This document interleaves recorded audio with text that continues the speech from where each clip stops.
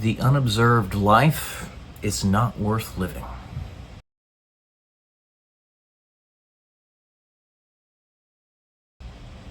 Welcome to day 225, Until I'm a YouTube Millionaire. I believe this quote is attributed to a one Socrates. If I'm not mistaken. It's either him or Aristotle. If you're curious which of the philosophers Socrates is, it's easy to get him mixed up if you know of them in the past. He's the one that's got the pug-like face, the Chinese pug face. He's got a smushed face like this. You know, when you see him in his statues, that's what he looks like. Seneca is the guy who looks like a Stefan Molyneux with hair. And Aristotle, I don't remember exactly how he looks. But anyways, the unobserved life, it's not worth living. It is so true. And part of the reason why I make these videos. So that the experiences I have in my life are not only documented and observed, but the lessons that I glean from them, others can glean from them as well, as if they're case studies for different aspects of their own lives, different things that they've gone through.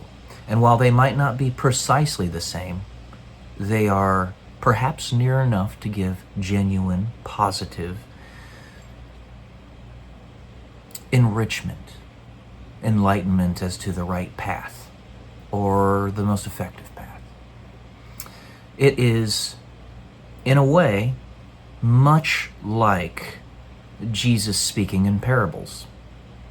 The parables, since they were not experiences that Jesus necessarily lived in his life that he had back in 2,000 years ago, maybe in some other timeline he had experienced those things directly himself, but it was a useful surrogate for not actually having experienced those things himself. And therefore, the parables being life lessons, things, life experiences, and stories, those to whom he told them, they could adapt them as best as they needed for their own personal lives. This ties into a student that I used to tutor back in Dayton, Ohio. This student was, I was doing it in varsitytutors.com. Very bright kid. Was very good with math and all that stuff, but he wasn't doing that well, not because he lacked capacity, but because he lacked a specific reason for doing it. So he didn't know why he should write essays or write journals. He didn't know why he should do mathematical equations and stuff. But what he did need was, more than anything else, a father figure, a mentor. And that, I think, was the most poignant thing that I provided. I usually came into the tutoring sessions wearing my military ABUs, because the tutoring sessions usually occurred after I got done on my active duty day. Sometimes I met him in person, sometimes we did it digitally. And that was the positive influence that he needed. Nevertheless, because he didn't have enough framework from which to draw, enough of a body of work from which to draw, it really hampered his achievement. His father was no slouch, is no slouch. His father is an engineer himself. Unfortunately, he and his wife ended up getting divorced after the fact. But nevertheless, he inherited good genes from that guy, as well as his wife. They were Jehovah's Witnesses. It was kind of interesting, actually.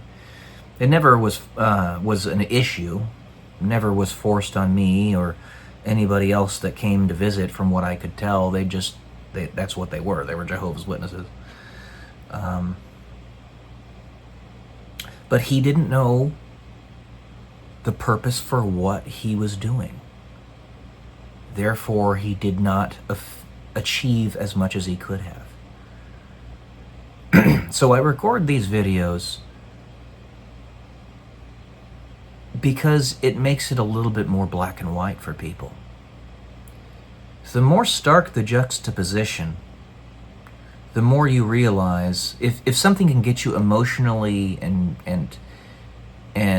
purposefully piqued, like you can see there is a purpose for doing X, Y, and Z, maybe even going down to your very genetic imperative, then you're going to do it. Now, for this young kid, this child, he was 8 years old, he didn't know about the wars that were going on in the Middle East, or he knew about it tangentially, but he didn't know the full depth of it. He didn't know about the brain drain that was happening in the Western world, not just from the lack of birth rate, but also because other countries were cannibalizing the United States and a lot of the other Western countries of their intelligentsia. He didn't know how critically important it was for him to succeed. Therefore, he didn't put as much effort into it. It harkens back to my own life. I'll give you a rather plebeian workaday example. Brushing your teeth. I did not brush my teeth as much as I should have because I didn't have a reason to do it. My teeth were healthy enough. I was taking good care of them otherwise. I wasn't going to lose them. So I didn't brush them very often. And then I got a girlfriend. And my mother told me on a consistent basis that my breath was starting to stink. So I started brushing my teeth. I had a black and white purpose for doing it.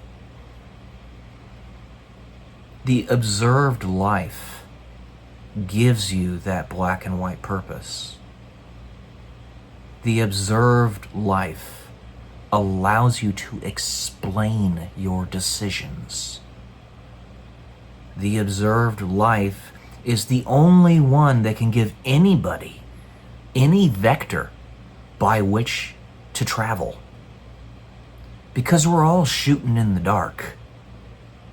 None of us really knows what the fuck we're doing. We do our very best. And if you're not giving anybody any signal whatsoever, then that is a life that is not worth living. You have to give people a signal. We don't know what we're doing. So the best way to do that, the most profound way to do that, because we have such a short history as the human species, only 6,000 years of documented history, and about 100,000 years of being in existence at all, 40,000 years of paintings and stuff, and cave walls and all that. But the amount of history we have behind us sounds like a lot to us because we don't live very long, but it's not. It is not that much time. So we need to make the most effective use of it that we possibly can. So 6,000 years by itself is 6,000 years, but compounded upon 8 billion different consciences on this planet, 6,000 times 8 billion consciences gives you that much more of a profound understanding. Cast in the backdrop of your own personal experiences in your life. It magnifies, amplifies, augments. Be a part of that. It's hugely important. So, listen to what Socrates said. I believe it was him that said that. Socrates. I'm just doing that to be silly. And guess what? The more silly I am, the more goofy I am, the more jokes I make, the easier it's going to be for you to remember because you're tying it to a story. And we remember stories. This is why Jesus spoke in parables. We remember stories more effectively than we remember almost anything else. So, Observe your life. It doesn't have to be much. Just do something. Write a journal. If you don't want to make these videos, write a journal. It ain't hard. That's one of the main things I had this child do back in Dayton, Ohio. And I think it had an effect. But I wish I would have had more time with him. All right. That's all I got for today, guys. Love y'all. Peace.